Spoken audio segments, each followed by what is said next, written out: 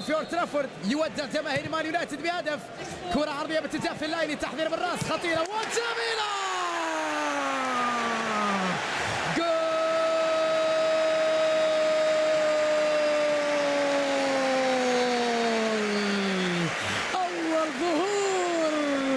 تذكرة عبور ويلسون بكرة جميلة.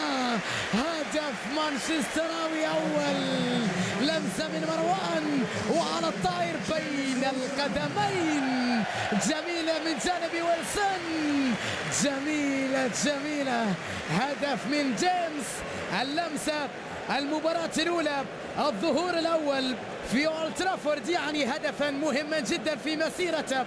هدف للنجم الشاب وفرحة لراين جيجز، وإن كانت غير واضحة في اللقطة الماضية، لكن يعني له الكثير أن يقدم نجما يسجل اسمه للمرة الأولى في قائمة مان يونايتد. كرات متبادلة، تغطية وتدخل ثم عودة إلى عدنان يانوزاي. مرور جميل، انطلاق على جهة اليمين خطيرة للمان يونايتد على مستوى الهجوم. عدنان لف اللايني والثاني للمان. ويلسون مرة أخرى، هدف ثاني لمان يونايتد. الله على عدنان، الله على يانوزاي. هنا ينطلق، هنا يتبختر، هنا يمر، هنا يمرر، وبعد ذلك في اللاين يلعب كرة يتصدى حارس المرمى. ويلسون أفضل من مروان، ويلسون أقرب من مروان. ويلسون ثنائية في اولد ترافورد، 18 سنة.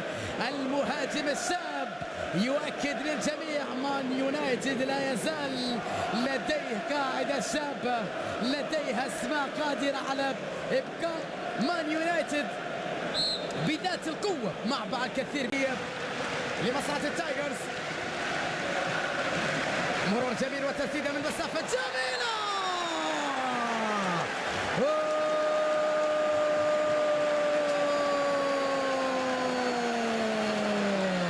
هدف للتايجرز، لمسة جميلة، لحظ كرة من خارج منطقة الجزاء. التايجرز يظهرون، كرة رائعة من جانب المهاجم فرايا، تسديدة من خارج منطقة الجزاء، خدعت دقيقة وقوية وكرة في مرمى المان يونايتد. التايجرز يعودون، وهنا تغيير قادم لمان يونايتد. جيمس صاحب الثنائية يترك مكانه، جيمس ويلسون سيترك مكانه لفان بيرسي. فان بيرسي في بدايته مع أرسنال لم يكن ذا شهرة كبيرة جدا، بدايته مع فينورد روتردام. الآن فان بيرسي من أكبر الأسباب في البريمير ليج ومن أفضل المهاجمين في أوروبا. ويلسون يتمنى أن يكون ذا، يلعب كرة جميلة لروبن، وكرة الثالث لروبن.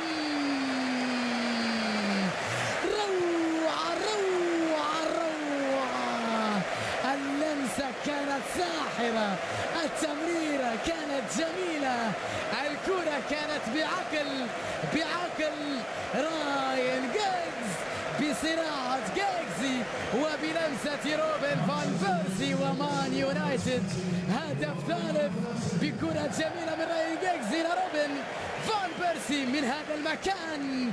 من المستحيل أن يضيع، من المستحيل أن تضيع الكرات عند روبن في هذه الأماكن. يعرف طريق المرمى جيدا، وتعشق قدمه الشباك، ويعشق مرمى الخصوم. أفضل من يلعب في الهجوم المان